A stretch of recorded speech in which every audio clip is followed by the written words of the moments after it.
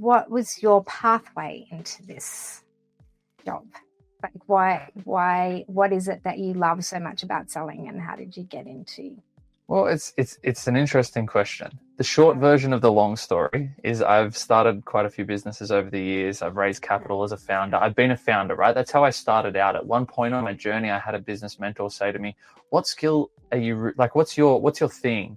I'm like, "What do you mean? I'm a business owner. I'm a founder. I'm an entrepreneur." And he said, "No. You can be that, but you also have to go really deep on one particular area, particularly in early stages of business, so you can add some real core value and drive the business forward." I was like, that makes a lot of sense. I was like, I'm extroverted, I'm good with people, maybe I should double down on these sales things. Now, this is eons ago. This is probably towards the 15 years ago mark. Yeah. That's when I first went, okay, I'm going to be an entrepreneur, I'm going to be a founder, but how do I get really good at this sales thing too? Because I need a skill set to drive things forward. And that was kind of the first conscious moment of me going, okay, I'm going to figure this sales thing out along my path. Went through a few different businesses, lots of sales involved in all of the things, some success, some failures, but really where I guess the foundation for what I do now came into play was when I was hired as a first sales hire into a tech business. Borderline, you could argue whether it had even started. It had $1,000 in revenue, right? Like it had some software that had been built. It certainly didn't have product market fit. It was very early stage, and I joined a founder and I went, let's figure this out. Let's get out there. Let's have lots of conversations. Let's leverage networks. And it was a piece of software that we were selling into.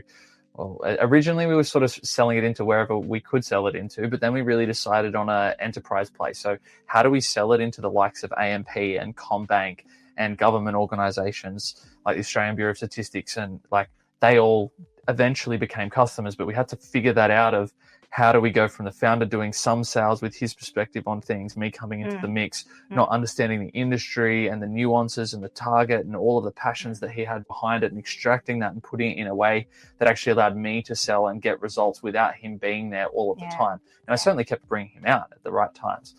Anyway, that was a 5-year journey. We put the foundations in, sold to all of those big logos, figured stuff out, made a ton of mistakes, and were lucky enough to have enough funding so that I could make all of those mistakes. Unfortunately, or fortunately, a lot of small business owners don't have the money to make all of those mistakes, right? And so I take those learnings now and work with founders like yourself, helping them make more sales directly, but then setting up a pathway so that you can bring on a salesperson and expand through that really tough pivot point of getting that first, second, third salesperson right, establishing a sales function from scratch, basically.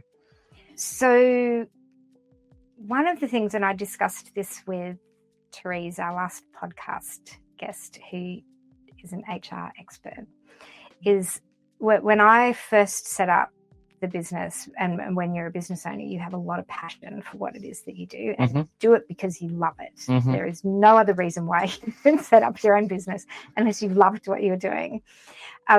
It took me a long time to understand that the people that I was hiring didn't have the same passion for the business as me.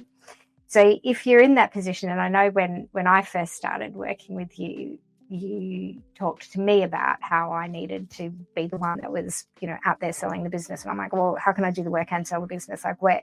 So I guess what I'm getting to is at what point do you want to say, okay, it's now time for me to hire somebody who's going to do this job? How am I going to give them the passion that I have? How do I get that, what you were just saying then about, well, I didn't know the industry and I didn't know the person. Like how does that come across and how does that work out? Yeah, great question. I think let's start with the essence here. Something that is not replicable is founder presence, right? Like that founder energy, that passion, that specific lens on the industry. You can sell stuff without as much sales technique, right? Others need the sales technique to close the gap.